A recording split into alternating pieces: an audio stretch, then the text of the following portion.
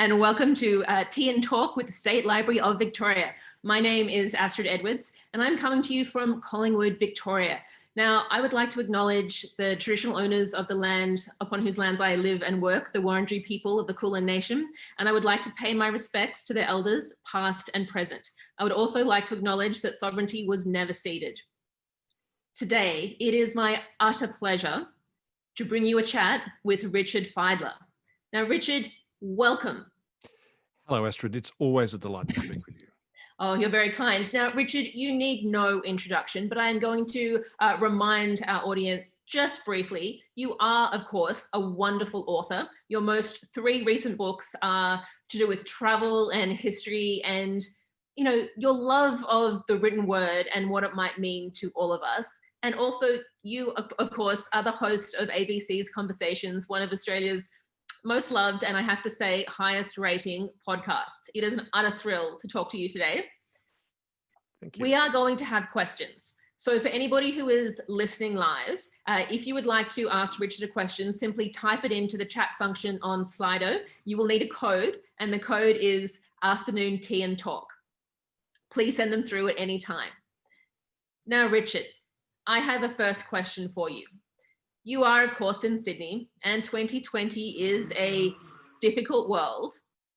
You've written books about travel and about history and about other places that we can't get to. Before we get into the detail of your actual books, how are you feeling not being able to go anywhere? It's starting to wear pretty thin at the moment, Astrid. As it is, I know for you, it's even worse for you, of course, in Melbourne. It's not so bad here, but I am dying to travel. I am absolutely going out of my mind at the moment. I was fine for a long while. I mean, this is privileged whining on my part. I do acknowledge that insofar as I'm not harmed. No one in my family has been harmed.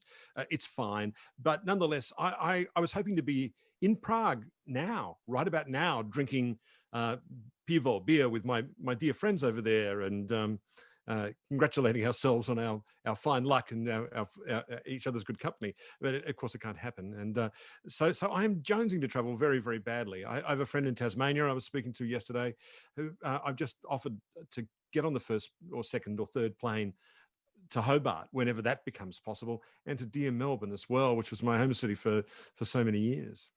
Look, I think Melbourne is very much looking forward to visitors. And of course, you would have been in Prague because of The Golden Maze, this beautiful book that came out in August, so about 6-7 weeks ago. Yeah, that's about right. Yeah. Now, I've read all of your recent works. There was Ghost Empire, which was the history of Istanbul, that Sagaland that you wrote with your friend, Kari Gislason. I said that wrong, didn't I? Close enough, yeah. Close enough, about the sagas and myths of Iceland. And now, of course, The Golden Maze, a biography of Prague. Can you introduce us to those who are listening who haven't yet read The Golden Maze? Why Prague? Prague, because I went there during its Velvet Revolution, in the aftermath of its Velvet Revolution. You might remember that wave of popular uprisings that swept through Europe in Europe's Year of Miracles of 1999, where one by one the totalitarian police states of Central and Eastern Europe were knocked down.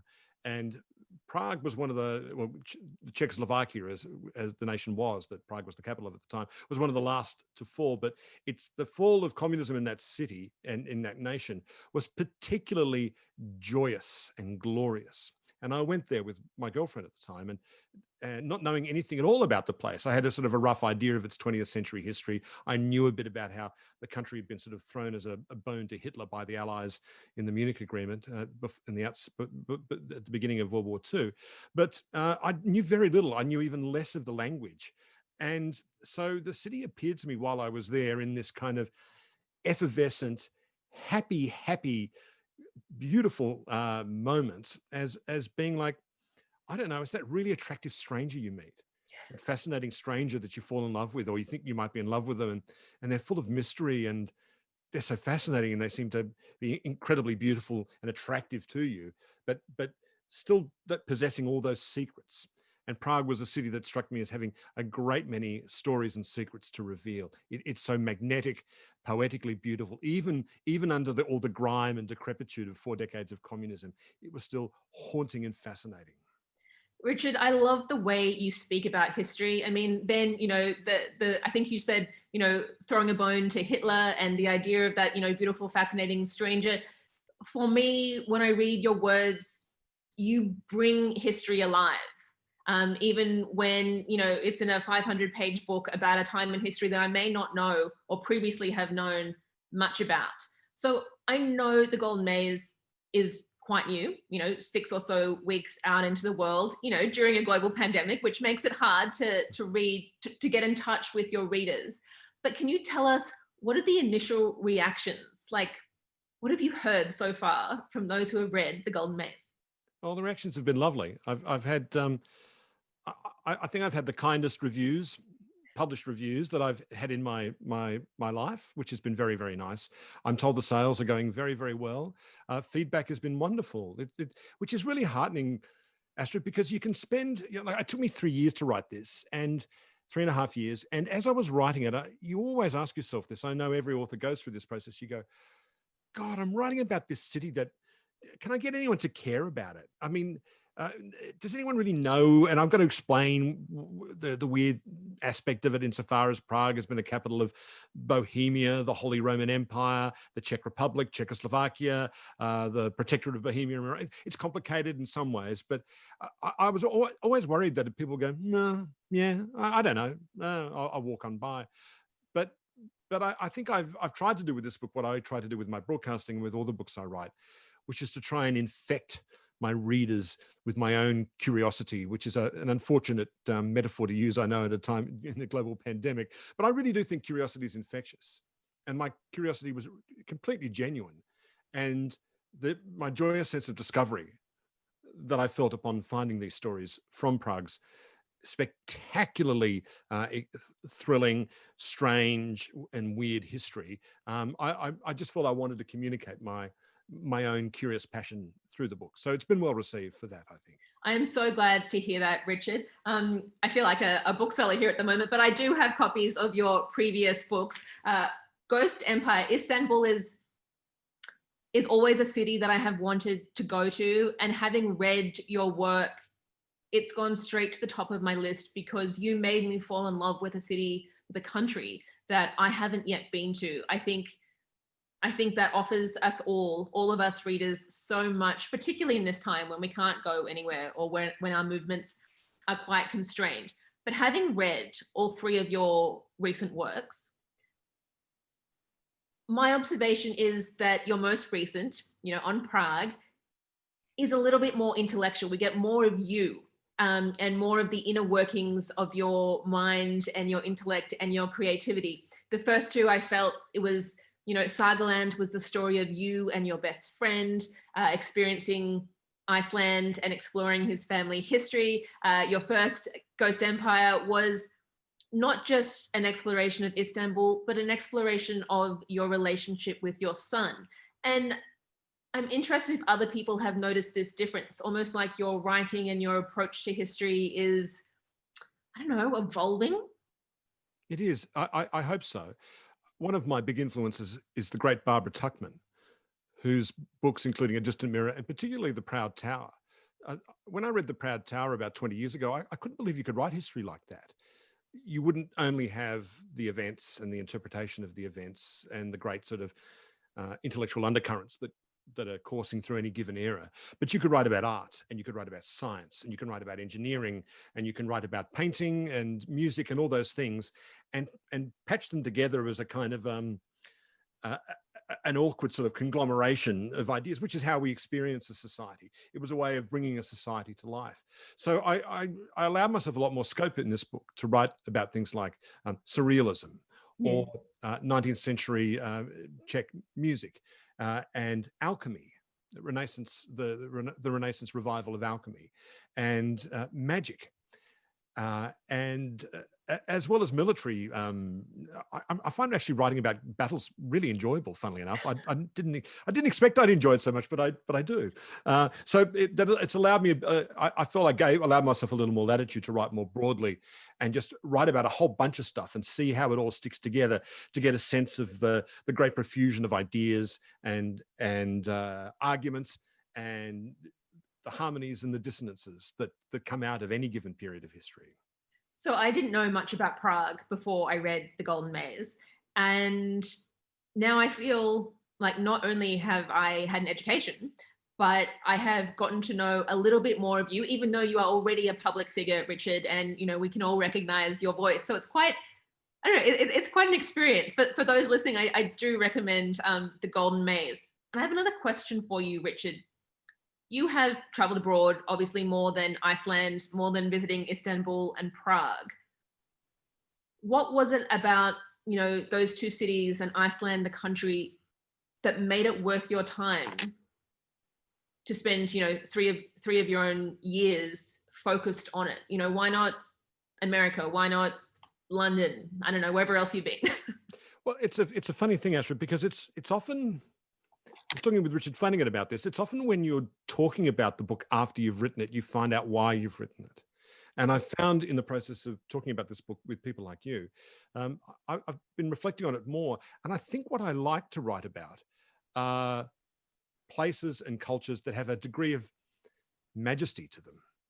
And with that majesty, there's a bit of magic that comes into it, but also great passion and complex ideas that all interact. And that's certainly true to write about Byzantium, which is the history of Byzantium, which is in Ghost Empire, centered around Constantinople, with the old name for Istanbul. And even the sagas, particularly the sagas, even though we were writing about the sagas of Iceland at a time when not only were there no cities in Iceland, there were no towns, not even villages, they're just farms. Despite that apparently rustic nature of that society, those people created this incredible body of stories, the sagas, true-ish stories, that have an incredible scope and majesty to them, that means you can talk about them for the rest of your life. This is what I do whenever I run into my friend Carl. He lives in Brisbane. I live in Sydney now. Whenever we run into each other, we end up sitting up late into the night, still talking about the sagas. And he says it's a conversation that's going to go on for the rest of our lives. So those are, to write stories about places that are, and times that are like very complex contraptions that have a degree of majesty and scope and beauty to them, appeals to me. It appeals to my sense of aesthetics. It appeals to my sense of storytelling, and my love of writing about human beings as well, and all their wretched complexities. A question just occurred to me, Richard. Majesty is such a beautiful word, and you just also used, the aesthetics of history and the things that appeal to you. We are obviously living in an odd time, and history is happening around us. Have you ever thought about writing about contemporary events? Not really, no. You might notice I don't tend to appear on Q&A or on The Drum or anything, as much as I like those shows very much. But I don't want to be the kind of person that offers sort of instant opinions on things, particularly because certainly in 2016, all my political predictions were completely wrong. So what do I know? You're all wrong. Totally wrong. I've been wrong about everything. So I kind of like the idea of letting things settle for a while and standing back. I do that on my radio show too. I don't have a great many guests on to reflect on the present moments. That doesn't happen very often at all. But afterwards, after things have settled and we can get a better general picture of what might have happened and a larger picture, that tends to interest me a lot more. And it seems to be easier to interrogate, to ask questions of. Certainly I'm watching what's happening at the moment really closely. It's a bad time by and large. We're in a transition time, and I suppose all transitions have this incredibly tense moment. When I was writing the period that I began The Golden Maze in, which is me in Prague in 1990, that was the end of one era. That was another transition point, the end of the Cold War into another area, the period of the 90s, where suddenly the world economies start kicking into gear. The world, by and large, got a lot richer, but a lot of the wealth didn't trickle down. There was supposed to be an end of ideology. The world was supposed to have arrived at a consensus about liberal democracy and market economics, and we could not worry about history anymore. Well, now that period has definitely come to an end now, and we're seeing the painful birth of what else is coming, while the environmental, the dreadful long the environmental questions that have been swept aside for far too long are all coming home to us as well. So who knows where we're going to end up with this? The rise of authoritarianism is really interesting. It has parallels with the past, and that's deeply troubling to me. One of the things that the Velvet Revolution confirmed in me was an absolute kind of adherence to liberal democracy as the least worst system, as Churchill said. Democracy being the worst system of government, apart from all the others that have been tried from time to time. So I suppose I'm just like you, Astrid, waiting to see how things are going to unfold, filled with kind of a sense of glowing optimism some mornings and dark foreboding on a great deal many other mornings as well. There is a bit of foreboding. When I feel foreboding, I turn to books. Me too. Books are my refuge. And yeah, I get the feeling, Richard, that books are your refuge as well. Now you write them and people like me get to find refuge in The Golden Maze and your other works. But I'm interested in, what do books mean for you? And, do you turn to history for refuge, or what other genres do you go into? Oh, books are everything to me. They're so important to me. I think they rescued me from a fair bit of my teenage depression. When I remember, I don't know if we've talked about this. I think we probably have talked about this, Astrid, but I do remember a time when I moved to Canberra and I'd become an undergraduate at ANU, and I didn't really know many people at all. And I spent a lot of time in the Chifley Library at ANU, just trying to amuse myself. And I did have this realization as I looked at the rows of books, that with all those books there would never be enough years in my life to come to grips with the knowledge and the stories that were in all of them. And that was a strangely reassuring thought, that the world's knowledge imprinted in books was such an overflowing treasure that it would never be exhausted. And that's been a shield for me against depression all my life, that thought that there's something new to find out, something else to discover.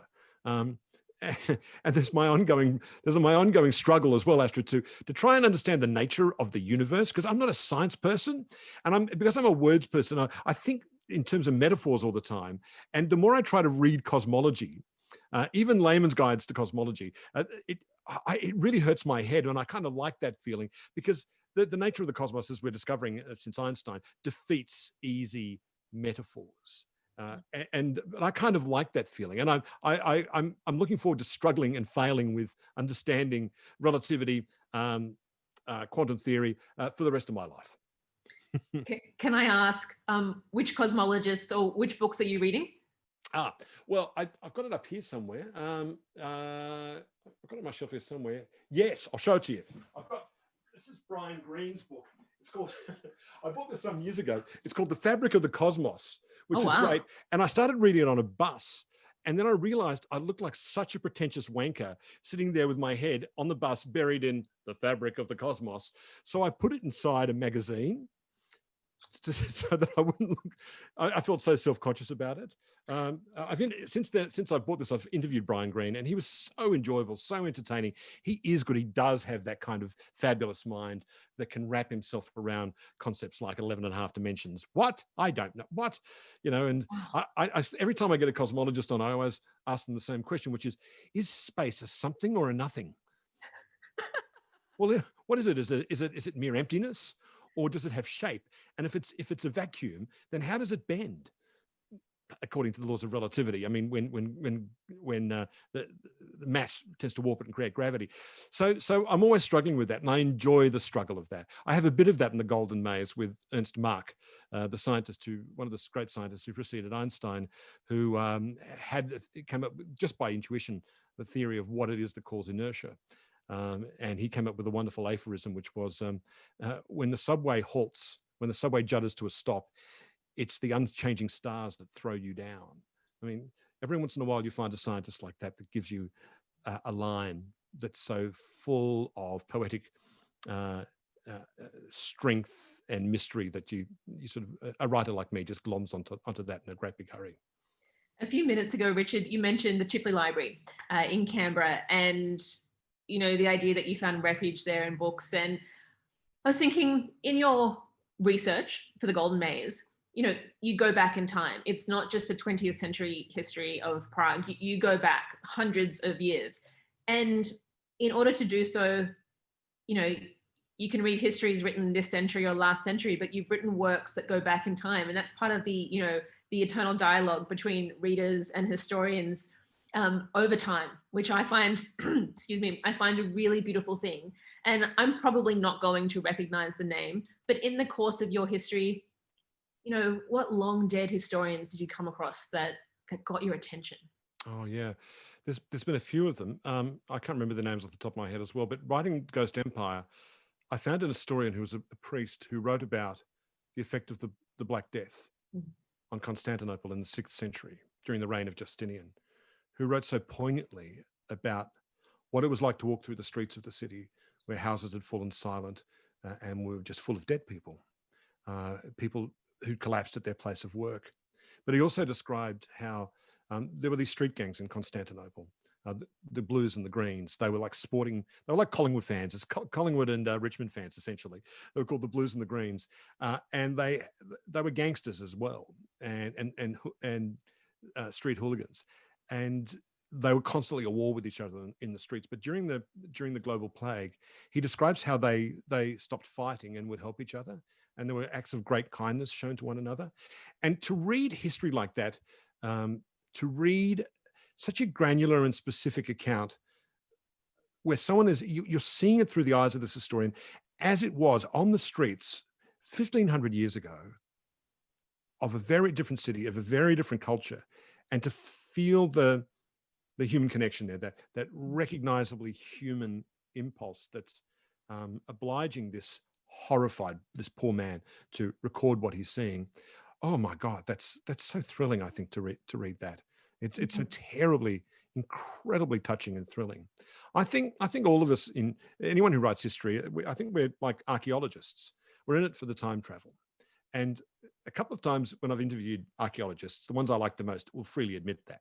I've interviewed an Egyptologist and they go, oh, no, it's much more serious than that. Oh, come on, man. You're in it because it's like science fiction, except it's real. You go back to this alien land where people are still human, but they think very differently. And they see the universe very differently. They do seem like an alien civilization to us. So it is a bit like science fiction. I'm not the first person to make that observation. I think Tom Holland has made that observation as well. But that's part of the kind of childlike pleasure that can be gleaned from writing history, I think. Oh, look, history, as I was preparing for this interview, Richard, I thought, what happens if we can't travel? What's Richard going to write next? And this is a completely leading question, but one I find myself invested in. We're about to kind of hopefully live in a world of a travel bubble and further travel afield after that. Would you ever consider writing about a place or history in our region, New Zealand, Australia, Australasia? I've asked myself this question all the time because I love Australia. I'm very familiar with its history. I immerse myself enormously in Australia's political history, particularly 20th century political history. There's a lot I miss it when I'm away. I lived in the UK for some years, and I really missed Australia so profoundly while I was there. Mm. I had a guest on who once suggested that one of the reasons we feel homesick, a reason why we don't even notice what it is we grow up hearing a certain kind of bird song that we just only register subconsciously. And so when you're not living if you're living on the other side of the world, you wake up to a different bird song and you've missed the one that you've always grown up with. And maybe that's one of the things that's at the root of homesickness, such as we feel it. And having said that, I keep asking myself the question, in theory, yes, I'd love to write something about Australia, but I've never found the thing yet, the thing that I want to write about. Maybe I'm too close to it. Maybe that's it. Maybe I need my subject to be a fascinating stranger rather than a member of the family, something like that. Maybe I need that. Maybe that's what I require, is that kind of otherness rather than familiarity. So is there a captivating stranger who has caught your eye? Yes. Are you allowed to say it? No, I can't yet. I just don't want to. I'm pretty close to committing it to it. Okay. All right. I will come back in 6 months or so and ask you again, Richard. A And different question. it will require travel too. That's the other thing. Yes, it's Well, not. yeah. Yes, yes. Yes, we need to wait for that. Hmm. You have a large audience that is for your books, and I do think that the way you approach history, Richard, is refreshing and tender and articulate and beautiful. Thank you. I really enjoy it. But a serious question. You have a large audience, both in terms of your podcast and in terms of listeners, and also those who read your work. What are you most proud of? Like, you reach a lot of people, but what's your motivation? One of the things I'm most proud of, it's a funny thing, is the actual physical item, the physical item of the books themselves. Like to actually have them in my hand and to see 3 of them on the shelf with their spines against each other, that gives me an enormous amount of satisfaction. An enormous amount of satisfaction.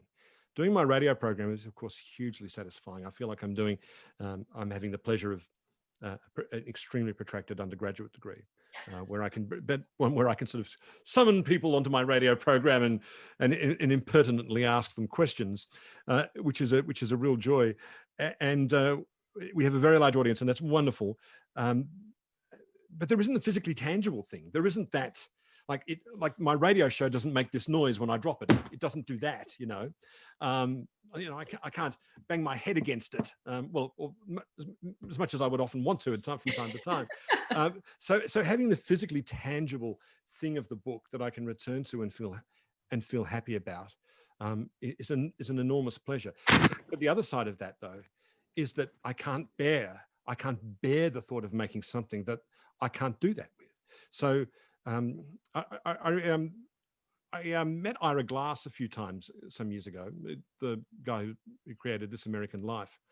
And Ira said to me, look, all I'm trying to do is make something that I can live with. And I know exactly what he means. A couple of times in my radio shows, particularly some of the earlier shows, listening back to them, I'm not happy with them. And I just can't bear it. I just can't bear it. I really can't. I go, oh God, what did you do that for? It's like, oh, what a dumb question to ask. And oh my God, you're talking too much in this interview. Can you let the guest speak, Richard? Can you just, or I've said something that's just, or I've misheard what's just been, someone said something really, and I just go, so like Ira, I feel the same thing. I'm just trying to make stuff that I can live with in the end and be happy with, because the alternative is just too painful. To look at something on the shelf and go, oh, well, that didn't work out so well, did it? Would just be unbearable. So that's my main aim, and that means I have to work very, very, very, very, very hard. But it's worth it in the end. I think working hard is a good thing. People like me certainly benefit when you do, Richard. My follow-up question is, what draws your audience in and your readers in? I mean, you're working hard and you are creating something that you are proud of and that you can live with. But what is that thing, that magic spark maybe, that you create so people like me have a refuge? I think I'm just good at harnessing my 10-year-old curiosity, my 10-year-old self, the one that goes, why? Or, how does that work? Or I don't understand, and not being afraid to ask a 10-year-old's questions. And so it's the curiosity. And like I said earlier, I think it's very easy, if you're authentically curious, to infect people with your curiosity and make them come along and ask those questions with you and go, what does that mean? And you combine that, if you combine that with a love of storytelling as well. I come from a family of where people have, like my dad was like a brilliant raconteur. And I watched him very carefully as a kid. Knowing how to put one thing in front of the other in a linear way to tell a story is something I still really enjoy. I love other people who tell wonderful stories. I really enjoy sitting back and just listening to those stories. So I suppose it's a love of stories and a willingness to be vulnerable enough to expose my own naive curiosity about things. Richard, that is an excellent answer. You always manage to just, you know what I've noticed about you, Richard? In addition to your intellect, and your heart and your compassion and interest, you have this honesty and